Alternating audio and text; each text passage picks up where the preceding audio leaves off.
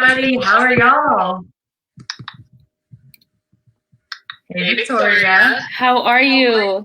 I'm doing wonderful. How are you? I'm doing great, thank you.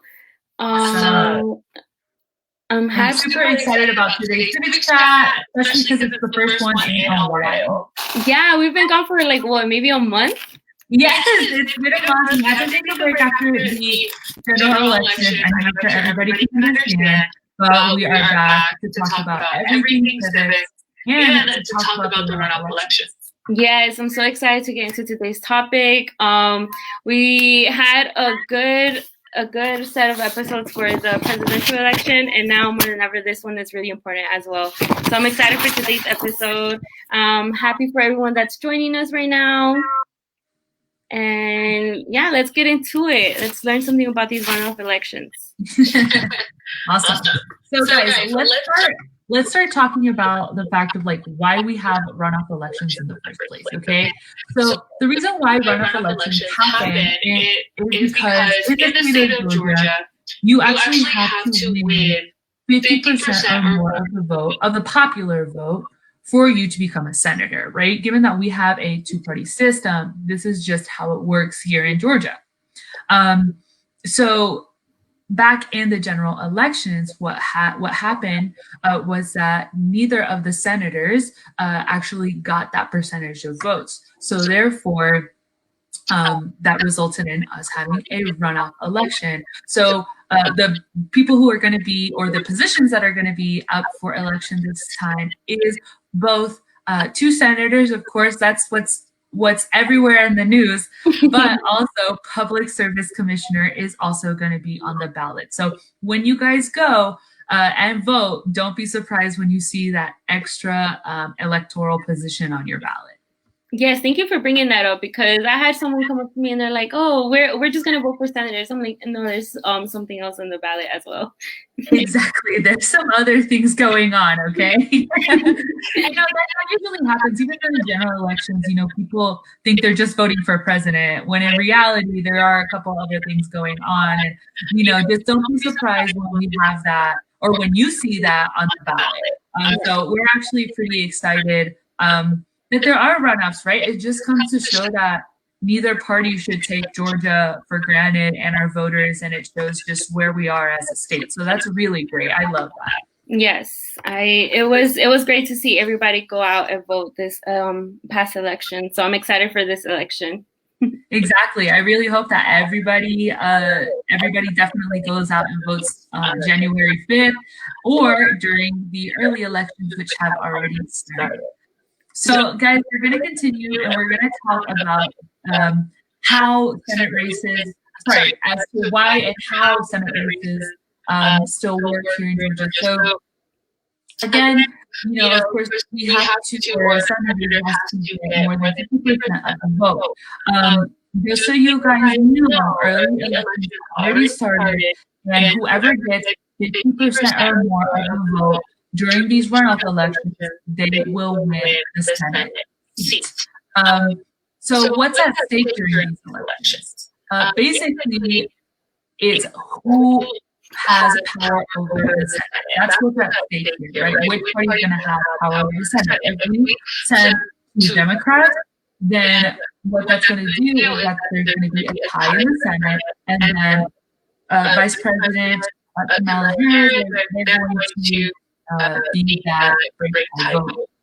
If we send two Republicans, then Republicans will have the majority. And if we send one and one, then Republicans will have the majority. So that's what's really interesting, I think. Senators are elected every 6 years, which means, of course, they have longer terms. So we won't have this opportunity to have this kind of impact for a while. It's going to be a while until we have this opportunity again. That's great. And when you say it'll be a while for this impact to happen again, do you think some senators? I guess what I'm trying to ask you is, will some senators when will they get reelected again, or when will they go up for election? So, sometimes it actually gets during the general elections like it did this time, but other times it doesn't coincide. So sometimes it does. Right, 6 years from now, we'll have the opportunity to elect senators again.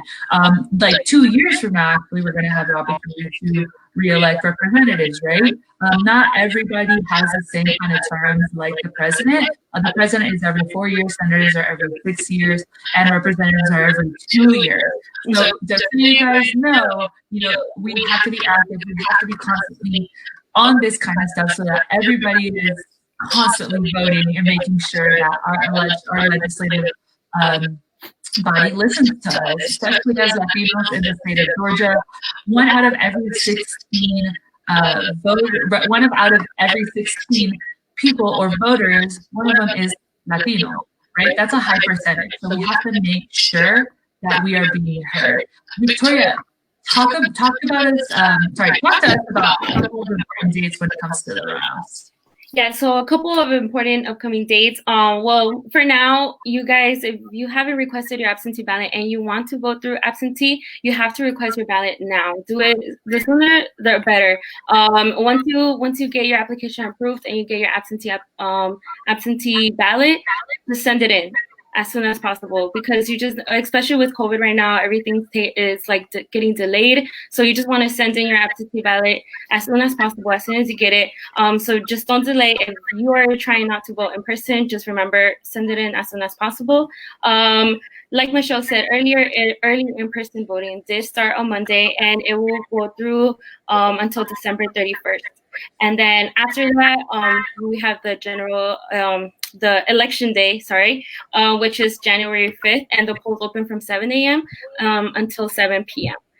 And yeah, guys, make sure you have a plan when you go vote or if you're voting through absentee. So the number one thing is, even if you are registered, just make sure that your registration status is active. And you can do that by going to my voter page and putting in your information. Just make sure that your registration status is active. You don't want to show up and they tell you you can't vote. Just make sure that your registration status is active. And also, we just want to throw this in there. Research your candidates, do your research, find out who's on your ballot. If you're go through my voter page, you can actually see your ballot, a little sample ballot. So you can see who's going to be running in your district. And then do your research so you can be informed when you go to the polls. Also, if you're voting in person, check your early polling locations near you by going to bit.ly/LCF poll. And there you can see what locations are open near you so you can go vote. I know some people might want to go to another county. Like, no, you have to go through certain locations. So just make sure you are going to a location that is in your area. Also, have your ID when you go vote in person. If you are going in person, make sure you have your ID. Make sure to take your mask, take some hand sanitizer, practice social distancing, and just in case lines are long, make sure to take maybe a book, some headphones, so you can listen to a podcast, a playlist, a water bottle, just in case the line is long. You just want to be prepared. Also, if you are in line, do not leave, no matter how long it is. You have the right to stay in line, and if you get there before 7 p.m., just stay in line. They can't tell you to go home. So remember, you have that right. And if you get in line and they tell you something or something doesn't seem right, you can always report any concerns you have. So you can call 1-866 our vote to report any concerns you may have with your voting experience. And also, if you are voting absentee, make sure you have submitted your application already, like I said before, and send it in as early as possible. To check for the nearest drop-off locations, you can go to vote.org. So you can find. I'm actually going to be voting absentee this time around. I voted absentee during the general elections. I'm going to be voting absentee this time. So it was actually, I will warn you guys, and my personal experience, I'm sure some of y'all are doing it too, it does take a long time. If you haven't already applied for your absentee ballot, I would actually go ahead and vote in person if I were y'all. Any of our viewers, if you have any questions, because it does take a while.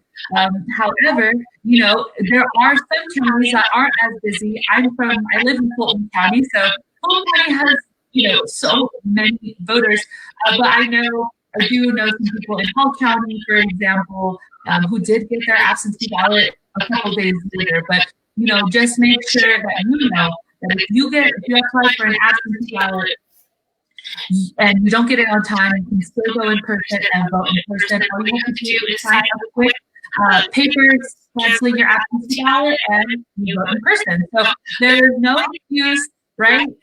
In case you don't get your absentee ballot in time, make sure you go ahead and just vote in person. And then also, just like Victoria said, please make sure to always, go prepared, prepare to clear line, which is so unfortunate here in the state of Georgia that we have to deal with that.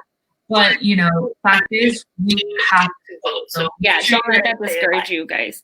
And also, just remember to also check your My Voter page for just if you are voting absentee, to check your status of your absentee ballot. Make sure they have received it and everything. So make sure your vote counts. All right, guys. So if you guys have any questions, don't be shy. Leave them in the comments. We would love to answer them. And join us for next Wednesday for another episode of Civic Chat. We are going to do this every week, and we're so excited because we have so many topics to go over and so much to catch up on. So let us know what you guys want us to talk about in the comments down below. Thank you guys so much, and we'll see you next week. Thank you, guys. Bye, Michelle. Bye.